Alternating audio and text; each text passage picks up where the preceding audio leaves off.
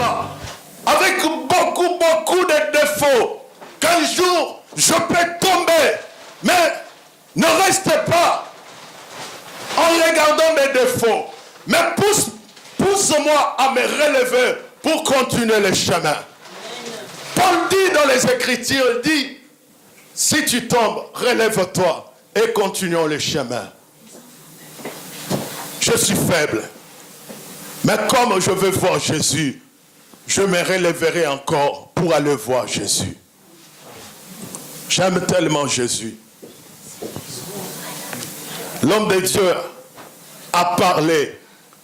Je peux dire, comme disait un homme, il a tout dit, mais il n'a pas tout dit. S'il avait tout dit, depuis le temps de Moïse, de Jean-Baptiste, on n'aurait plus parlé de Jésus-Christ de Nazareth. Mais comme la parole de Dieu est vivante et la parole de Dieu reste oui et amen, nous avons quelque chose à dire de la part du Seigneur. J'aimerais parler, mais j'aimerais aussi que nous adorons Dieu. S'il vous plaît, on va s'élever. Il fait froid, hein? Le docteur Luc. Dans le livre de Luc, chapitre 7.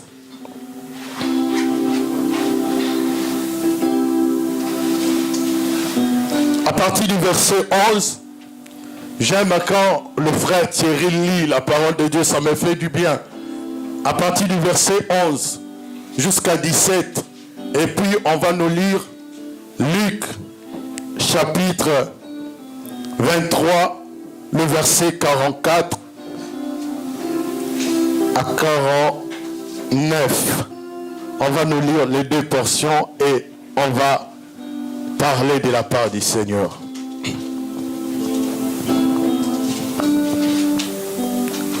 Luc, chapitre 7, verset 11. Je lis au nom de Jésus. Amen.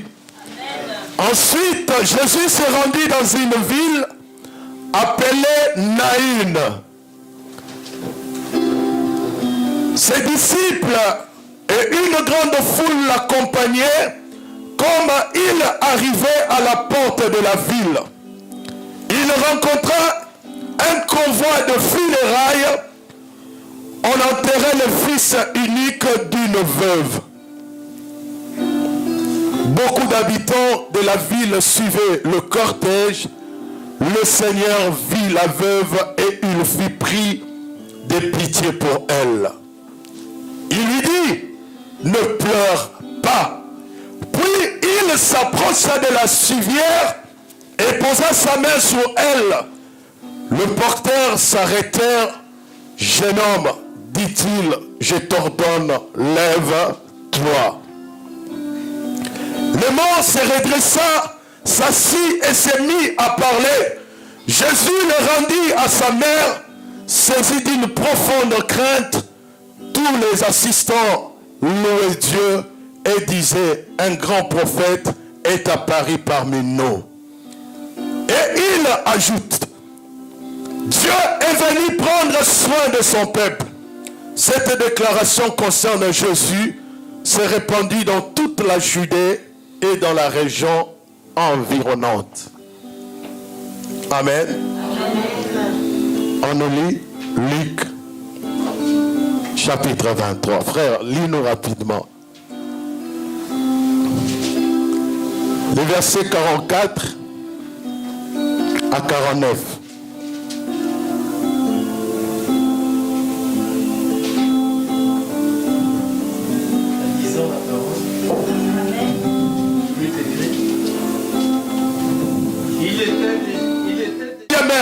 Cela veut dire que si nous calculons le temps par rapport au temps où nous sommes, la 6e heure veut dire 12 heures ou midi. Parce que chez les Juifs, ils comptent toujours l'heure moins 6 heures ou plus 6 heures par rapport au temps que nous utilisons. Frère, continue. Et il y eut des ténèbres sur toute la terre. À 12 heures, la Bible dit qu'il y eut les ténèbres sur toute l'étendue de la terre. Waouh! À 12 heures, ce n'était pas la nuit, c'était le jour. À 12 heures, il y eut les ténèbres sur toute l'étendue de la terre. Continue, frère. Et il y eut des ténèbres sur toute la terre jusqu'à la 9e heure. Le soleil s'obscurcit. Cela veut dire de 12 heures à 15 heures, les ténèbres étaient sur la terre à cause d'un jeune homme de 33 ans. Bien-aimé, imaginez un homme. Il y a eu des rois qui sont morts. Il n'y a jamais eu les ténèbres sur la terre. Il y a eu des grands prophètes qui sont morts. Il n'y a jamais eu les ténèbres sur la terre. Mais à cause de cet homme de Galilée, la Bible dit que les ténèbres est venu sur la terre pendant 3 heures. Waouh, un chiffre très prophétique. Continue, frère. Le soleil s'obscurcit et le voile du temple se déchira. Jésus s'écria d'une voix forte, Père, je remets mon esprit entre tes mains. Et en disant ces paroles, il acclame.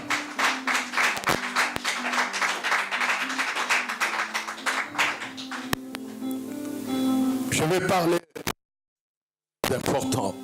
Nous voulons voir Jésus. Je vais parler pendant 20 minutes seulement. Mais j'aimerais que tu comprennes ce que je vais dire. Je vais voir Jésus. L'homme de Dieu a dit, j'aimerais bien définir notre thème. Je vais voir Jésus. Le Dieu n'est pas le Dieu de multitudes.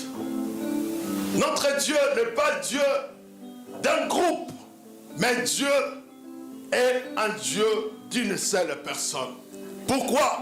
Je vais expliquer. Un jour, un homme qui s'appelait Jacob, un homme qui voulait aussi voir clair dans sa vie. Cet homme avait des problèmes, avait des difficultés dans sa vie. Cet homme avait même des problèmes dans sa propre famille. Je crois que ce matin, il y a un Jacob au milieu de nous qui a aussi des problèmes, qui est en train de traverser des problèmes. L'année 2015 a été une année de souffrance, une année de difficultés, une année de problèmes pour toi.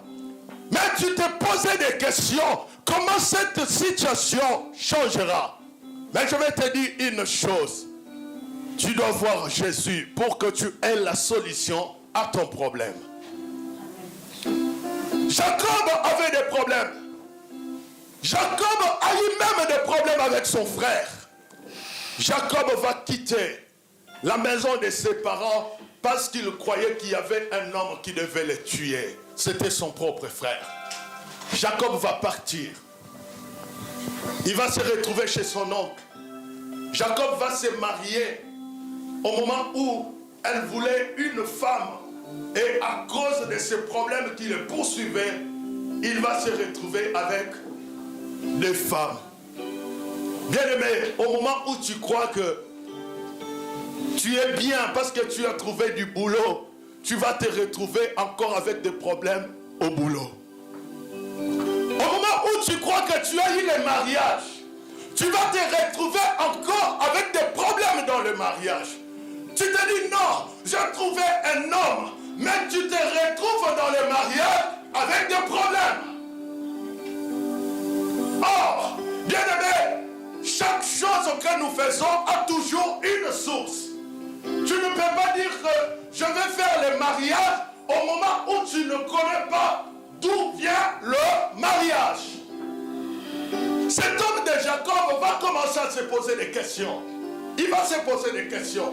Il dit, mais moi, je suis en train de tourner. Je suis devenu errant. Mais qu'est-ce qui ne va pas dans ma vie? Qu'est-ce qui ne va pas? J'ai quitté ma famille, j'ai fui. Je n'ai même pas vu quand ma mère est morte. Je suis parti parce que mon frère cherchait à me tuer.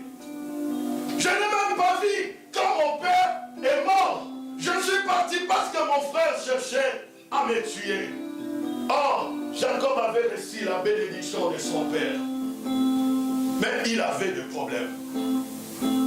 Bien-aimé, tu peux être en Europe, mais tu as des problèmes.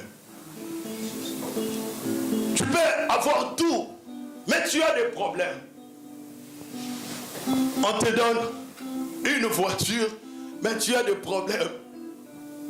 Tu manques de l'argent pour prendre ou faire l'entretien de la voiture.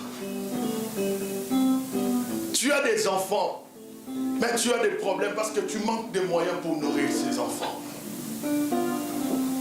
Tu vas te poser des questions. Mais pourquoi Dieu m'a-t-il donné ces enfants? Mais pourquoi Dieu m'a-t-il donné ceci? Tu vas te poser des questions. Bien-aimé, tu es venu en Europe. Mais est-ce que un jour tu as pris le temps de te poser la question pourquoi je suis venu en Europe? Est-ce que tu te posais cette question une fois? Tu as des enfants. Est-ce que tu te posais la question pourquoi Dieu m'a-t-il donné des enfants? Ou tu es dans la joie, oui j'ai des enfants, oui je suis bien parce que j'ai des enfants. Non, tout ce que Dieu fait, c'est pour un but.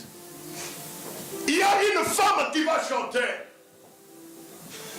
qui va se poser la question, qui va dire, pourquoi tu m'as créé femme? Pourquoi tu m'as créé femme? Je sais que c'est pour un but. Elle va se poser la question, mais pourquoi tu m'as créé une femme? Tu aurais pu me créer un homme. Mais si tu m'as créé une femme, cela veut dire que tu as un but précis pourquoi tu m'as créé. Est-ce que une fois tu t'es posé aussi la question pourquoi Dieu t'a créé? Jacob s'est posé des questions. Mais tu m'as créé, tu m'as tout donné. Jacob a été béni.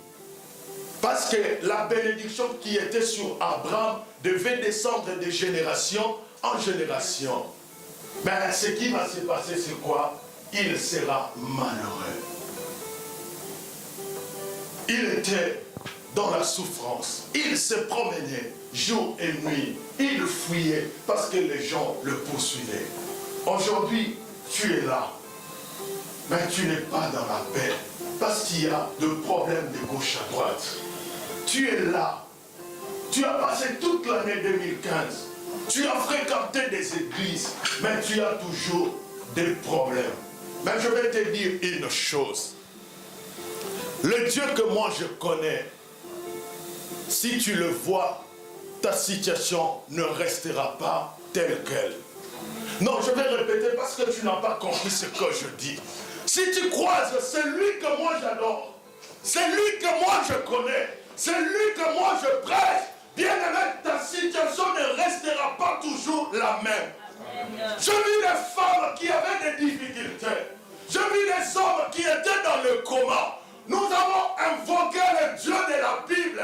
Moi, je l'appelle le Dieu de la Bible parce qu'il est fidèle à sa parole. Amen. La Bible dit dans le livre d'Ésaïe 55, il a placé sa parole au-dessus de lui-même. Je connais ce Dieu-là. Jacob va chercher mon Dieu. Mais avant, quand Jacob va rencontrer Dieu, écoutez ce que Dieu va dire à Jacob. Jacob va combattre avec Dieu. Et Dieu va dire à Jacob quoi? Je suis le Dieu d'Abraham et d'Isaac. Dieu ne lui dit pas que je suis ton Dieu. Je vais voir Jésus. Pourquoi tu veux le voir? Pourquoi tu veux voir Jésus? Parce que tu as un problème. Ton problème passera. Mais Dieu restera Dieu de génération en génération. Amen. Ton problème ne peut pas changer Dieu. Change ta position et Dieu changera ta condition. Amen. Change ta direction et Dieu changera ton problème. Dieu va dire à Jacob, je suis le Dieu d'Abraham et d'Isaac. Tu ne peux pas les voir s'il ne devient pas ton Dieu. Tu ne peux pas voir Dieu. Tu ne peux pas, bien-aimé. Tu peux aller des églises en église. Mais si ce Dieu-là ne devient pas ton Dieu, tu vas souffrir. Jacob a souffert parce que ce Dieu-là n'était pas son Dieu. Jacob a souffert Pourquoi? Parce que Dieu était le Dieu d'Abraham et d'Isaac. Mais il a bénéficié de la bénédiction qui était sur Abraham et Isaac. Bien aimé, tu peux profiter de la bénédiction de tes parents. Oui, mes parents ont eu de l'argent, oui. Moi, je connais le Seigneur quand j'étais. Oui, moi, j'ai commencé ceci, cela, bien. C'est bien, bien aimé. Mais si ce Dieu-là ne devient pas ton Dieu, tu ne le verras jamais. Amen. Amen. Tu ne le verras pas. Et voir Jésus, c'est quoi? Voir Jésus déjà, c'est quoi? Quand on dit nous voulons voir Jésus, c'est quoi déjà? Est-ce que c'est le voir comme je vous vois là, ou c'est comment le voir?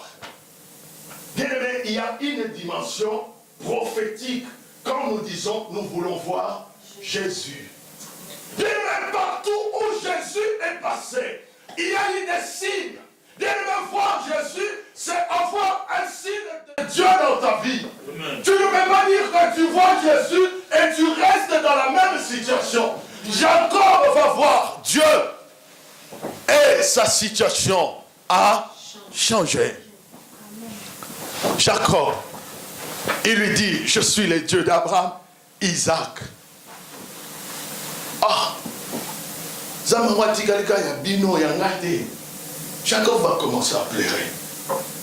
Il va combattre avec Dieu. Pourquoi Jacob a-t-il combattu avec Dieu? Pourquoi? Ce n'était pas seulement qu'il change son nom, il voulait qu'il devienne aussi son Dieu à lui. Jacob va combattre avec Dieu. Il va combattre. Voir Jésus, bien aimé, c'est avoir le signe de Dieu en toi. Amen. Tu ne peux pas dire que tu as vu Dieu et rester dans la même situation.